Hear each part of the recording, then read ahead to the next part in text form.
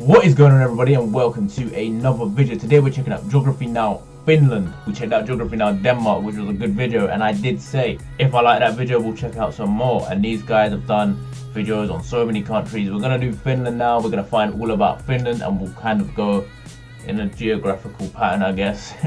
We'll go from Scandinavia down. I know Denmark and Finland aren't actually next, like right next to each other, okay, before you try and correct that. But yeah, we'll do that. Be sure to suggest me any videos you want me to see in the comments, and subscribe if you are new to the channel. But let's get into this video. Finland.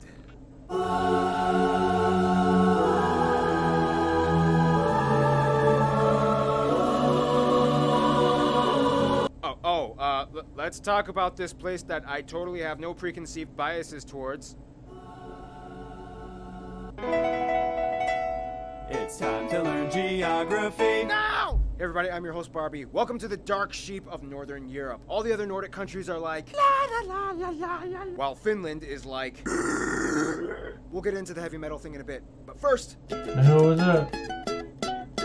now just remember, Finland is Nordic, but don't call it Scandinavian. There's a huge difference. That title only belongs to Sweden, Denmark, and Norway. First of all, Finland is located in Northern Europe, lying on the Gulf of Finland and the Gulf of Bothnia, east of all that Scandinavian stuff. To the west, they border Sweden on the Torne River, or the Tornionjoki, until it reaches the tri-point border with Norway at the three-country Cairnstone. And to the east, they border big ol' Russia with another tri-point border with Norway that looks like this. The country is divided into 19 regions, or maakunta, with the autonomous region that we'll talk about a little bit later, and the capital of Helsinki, located in the south on the Gulf of Finland, which is also the second most northern capital in the world after Reykjavik, Iceland. The country also owns about 180,000 islands, the highest concentration of which found in the Baltic off the coast in the Åland archipelago. Keep in mind, parts of Finland also lie within the Arctic Circle. That's how far up north they are. And the three busiest airports are Helsinki, Oulu, and Rovaniemi. Now, my favorite part, territorial anomalies! First of all, with Russia, there are too many split islands and penne enclaves. The islands of Aikaniemi and Sursari, Tarasinsari Islands and lakes, the island in the Poikanoki River. Seriously, just play around with Google Earth and see how many you can find. Finally, we get to Sweden and things get interesting. Most of the borders with Sweden run along rivers that eventually flow into the Torne River, and then we get a strange golf course that is split between the two countries in the town of Tornio and Sweden. Not only that, but then you have the strange Market Island right next to Åland in the Gulf of Bothnia, which has an inverted S-shaped border. It had to do with the lighthouse that was built belonging to Finland, but then Sweden was like, hey, it's too close to our side of the island. So they drew a border that was like this to give each side equal shares of the land. See this archipelago cluster of islands right here? Yeah, it belongs to Finland, even though most of the people here speak Swedish. Åland is Finland's strange little administrative anomaly. Long story short, it used to belong to Sweden, but then the Russians took over it in addition to Finland. But then after the Russian Revolution, Finland became free, and then the UN decided Åland should belong to Finland with autonomy. But then the Soviets started attacking again, and then Finland was like, nope, and then fought back relentlessly, defending themselves and Åland, and Sweden just kind of sat there and didn't really do much for Åland as they decided to stay neutral. Finland defending Åland was kind of like the turning point. Now it's kind of like,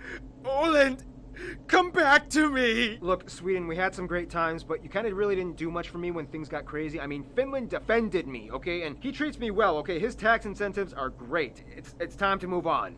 It's not me. It's you. Åland! Also, Finland kind of threatened that if Åland was ceded back to Sweden, they would demand the Tornio Valley. Now, before the whole Soviet thing, Finland operated the regions of Karelia, Sala, Kusamo, Petsamo, and some extra islands in the Gulf. After the wars with the Soviets, these regions were all ceded back to Russia, effectively cutting off their access to the Arctic Ocean. Very quickly, some notable sites and landmarks would have to be the old castles like Savonlinna, Hämeenlinna, Olavinlinna, and the most renowned Suomenlinna. You can probably guess what Lina means by now. Yeah, Rovaniemi is otherwise known as the home of Santa Claus, where you can go reindeer sledding. Inari and Ivalo is where you can get a real Sami traditional cultural experience. Of course, Helsinki is the epicenter of Finnish architecture and culture, with landmarks such as the Tempeli Aukia Church excavated into a rock, Mannerheim Street, the busiest road with all the shops and austere post-Soviet influenced blocky colonnaded buildings, or the iconic Helsinki Cathedral. Now those are all great, but Finland isn't really much of a tight metropolitan type of country. They love their space and have quite a bunch of it. Let's see what lies outside these cities, shall we? Now, if you want me to make this simple, some would argue that Finland is the best winter wonderland in the world. I mean, Canada's cool, but they have too many bears, and Iceland is too explodey, and Russia is too cold. Seriously though, the land is generally flat except in the north by the border with Norway, in which the highest mountain can be found, Mount Halti, although the peak is in Norway. However, in 2017, Norway plans to give Finland the peak for their 100th anniversary of independence from the Soviets. Finland is just wonderfully crisp and refreshing, usually ranking in the top 3 countries in the world with the cleanest air quality. This is partially because Finland is almost 80% covered in forest, one of the highest concentrations per square kilometer in the world, only behind countries like Gabon and Suriname. This makes Finland the largest producer of wood in the EU and one of the top in the world. Not only that, but Finland has about 188,000 lakes, most heavily concentrated in lakeland, and in addition to lakes, about 10% of the country is comprised of all water bodies like rivers, ponds, and streams. When mixed with the land, this makes about 1/3 of the country home to swamps and bogs, making it the highest wetland proportion country in Europe and disputably the world. Maybe. But our floods are crazier. Fittingly, the name for swamp in Finnish is suo, and the word for Finland is suomi. I mean, technically they also have like 9 other words for swamp, like rame, neva, leto, luhta, laiteko, apa, paisa, janka, and korpi. And they love these swamps. One Finnish pastime is jumping in the mud, sometimes naked, and either playing soccer or wrestling. The landscape of Finland is shaped that way because imagine what happens when you crush something under a heavy glacier for a really long time, and then after the glacier melts, you're left with pockety erosion and mineral residue all over. Not only that, but Finland is experiencing a post-glacial rebound in which the land is steadily rising along the coast of the Gulf of Bothnia. Every year, Finland gains about 7 square kilometers and is technically rising out of the sea. The longest river is the Kemijoki that passes through Lapland and reaches the Gulf of Bothnia. And the largest lake, as well as the 4th largest in Europe, Lake Saimaa, is located in the southeast. Because Finland is so far north, they are known for being the land of the midnight sun, as during summer you can literally see the sun for 24 hours a day in the northern parts by the Arctic Circle. And of course in the winter times there's hardly any sunlight at all, but if you're lucky you can witness an aurora borealis, especially in the northern parts. Oh, and by the way, the national animals are the whooper swan and the brown bear. Finnish agriculture is of course very standard for bears in Finland. European countries, lots of rye wheat, turnips, potatoes, and of course fishing is huge out here. However, due to the abundance of lakes and rivers, Finns prefer their own domestic freshwater fish like perch, zander, and miuku as opposed to the sea fish. Speaking of which, coming to Finland, chances are you will eventually try reindeer meat in some shape or form, whether in stew or grilled. In Lapland, you might even find bear on the menu. You can try mami, a pudding made of rye, and of course every Finn will make every visitor try this strong, salty salmiakki. They love salmiakki so much that they made it into an ice cream, and it's so good, and I'm so mad they don't sell it in my hometown. Oh yeah, in the wintertime they build ice hotels, and there's like this cool waterfall in the Paratisi Kuru area in the Uru Kekkonen National Park. Okay, let's talk about Finnish people.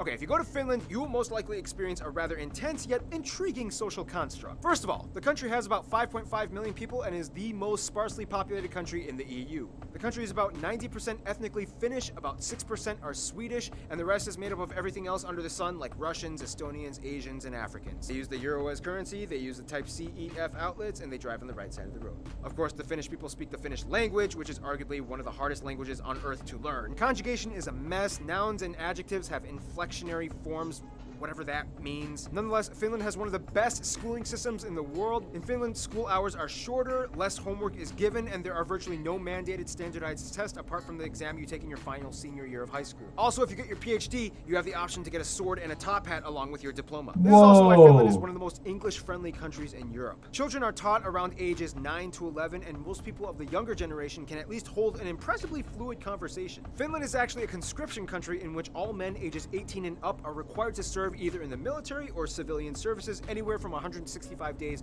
to a year, depending on the type of service applied for. Åland Islands are exempt from the military conscription, but are required to serve in some kind of institution like the Coast Guard or civil services. Finnish culture is actually pretty funny. The stereotype is that Finns are incredibly quiet and don't talk that much in most public transactions. Just mind your business and no small talk. The cartoon Finnish Nightmares illustrates this concept pretty well. Check it out. Which is funny because Finland is huge on the boisterous, loud, and flashy heavy metal culture, having the highest concentration of heavy metal bands out of any other country in the world, with nearly 650 per 1 million residents. Finns also invented the wife carrying competition, in which a man must carry either his wife or girlfriend or any girl that agrees. What if your wife is fat? Obstacle course, and the winner gets the women's weight in beer. It's very strategic. You're gonna lose. Like this guy, he want to win. carry a lighter wife, but if you want more beer, you better do your squats, bro. Now, if you must know one thing about Finnish culture, you have to know about sauna. The Finns invented the sauna. Most homes, hotels, and apartments have a sauna built into them. They actually had a sauna competition at one point, but then a Russian guy died and they had to kind of cancel it. Overall, though, Finns are kind of brought up in a mindset known as sisu. It's kind of hard to explain the exact definition of it, but it kind of means something like guts or determination and never giving up, which really helped them along the fight with the Soviets. Sisu is to Finland what Jantaloen is to Denmark. There are so many other things I wish we could talk about, but we're running out of time. Angry Birds. But we do have time for friend time! Historically, Finland was kind of always a little lonely. I mean, few, if any, trading routes ever went through this area. Even the Mongols were like, we're good. Nah, yeah, carry on. Nonetheless, over time, Finland did develop relations, and to this day is one of the most diplomatically outreached countries in the world. I mean, the Finnish passport is the #1 ranked and most sought after, as it has the highest number of visa-free countries applied to it. First of all, Finland generally gets along with other Nordic countries. However, they have the biggest frenemy relationship with Sweden. They'll trade and share a beer or two, but when hockey season comes, the bloodbath begins. When it comes to Russia, Finland kind of has to be their friend because Russia has the longest border with them and business is important. Nonetheless, Russia is kind of seen as like the next door neighbor that you once got into an argument with, but then you kind of fix things up, but then you kind of really didn't get over it, and then you have to see them every other day in the morning as you go to work. Germans are always welcome in Finland, and Hungarians are like the long-lost distant cousins that they just discovered and are trying to build a relationship with. Their best friends, though, might be Estonia and Norway. Everybody loves Norway. It's like the Cameroon of Europe. Norway has never had any controversy with Finland, and with the recent mountain gift proposal, relations are only strengthened. Estonia is like the nagging little sister that tries to imitate her bigger brother. I mean, they both even have the same national anthems, but in the end, they are family, and Finland always loves her. In conclusion, Finland really is a winter wonderland with quiet people that transform into metal monsters after a pint of long drink, topping their days off, baking themselves in human ovens for fun. And with that, we finish the Finnish episode. Ah, you waited for that for over 10 minutes. Stay tuned. The country that must not be named is coming up next. Voldemort? I don't know why Macedonia shouldn't be named. But yeah, great video from Geography Now again.